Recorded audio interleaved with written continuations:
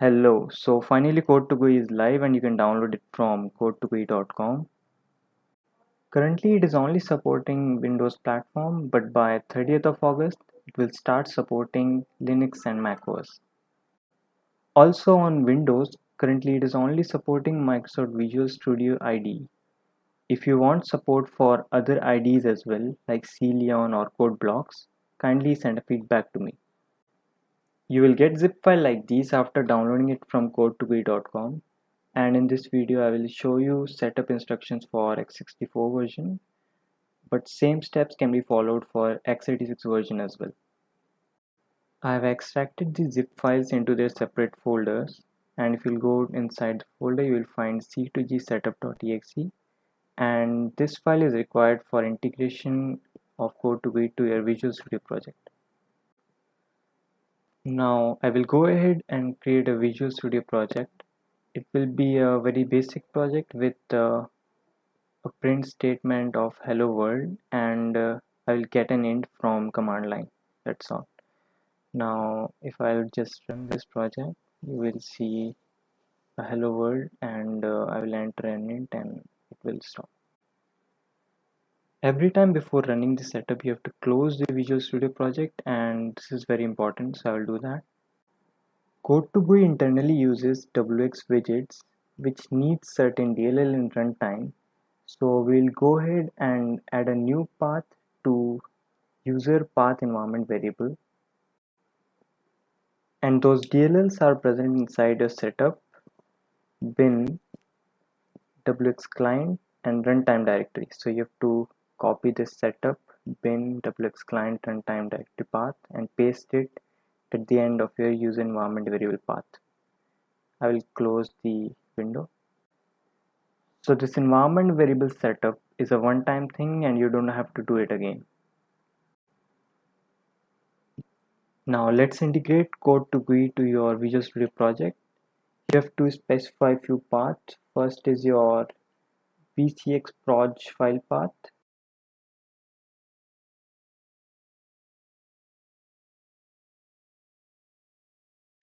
Second is your source file, which contains your int main method, the entry point of your project. That is important. And third thing is you can just give some title to your initial window. Hit next. Now CodeToGUI currently only support these configurations, so keep that in mind, and typically that is what required to integrate CodeToGUI to your project, and you can do this quickly for any of the Visual Studio project which you have. I will now quickly show you why do CodeToGUI really need that vcxproj file. If you go to property manager and unfold that project, then you will see that it contains symbols like wx widget, which automatically integrates include and library directories to your Visual Studio project. You will notice one additional source file and a text file in your solution. Those are required by CodeToGUI, and that text file contains few symbols which are also required. You can change window title from here as well, and this boolean you can set it to no if you don't want CodeToGUI to rebuild GUI on every subsequent rebuild of your project. I will try building the solution, although it will fail, and the reason why it will fail is because of the character set which your project is using. So CodeToGUI, which as I told you depends on wx widgets, so wx widget cannot work on multiple byte character set, so you have to change it to Unicode, and that is what required for CodeToGUI to work. Later on there is one more setting in linker, and now if I try to build it, it should succeed, and there you go.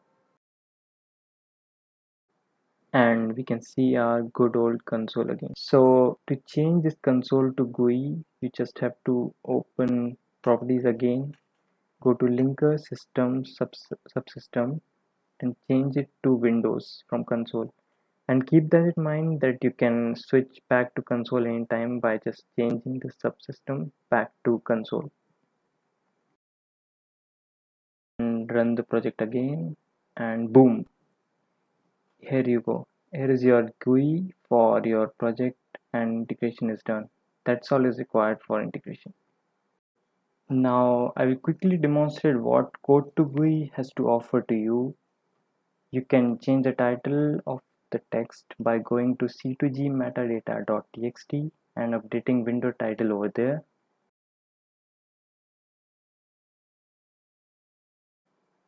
You can add three important form building functionalities with CodeToGUI. One is a label, second is your input fields, and third is your button. One important thing to note is you can only add these form building functionalities inside the file which contains your main method. And if you remember, we have given the same file path while running the CodeToGUI setup. Now to add a label to your GUI, you have to surround your cout statements by starting and ending curly brackets. Both are followed by three forward slashes, and after the forward slashes of your starting curly bracket, you have to put a special symbol called LBL, which also stands for label without spaces.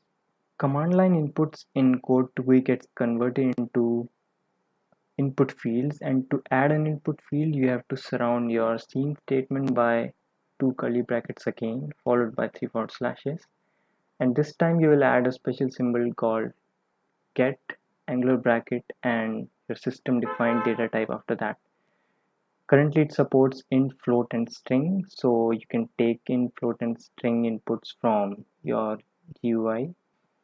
Now to add a button, again you have to put two curly brackets, and this time a special symbol which you are going to use after first forward three slashes is BTN, which also stands for button and without spaces.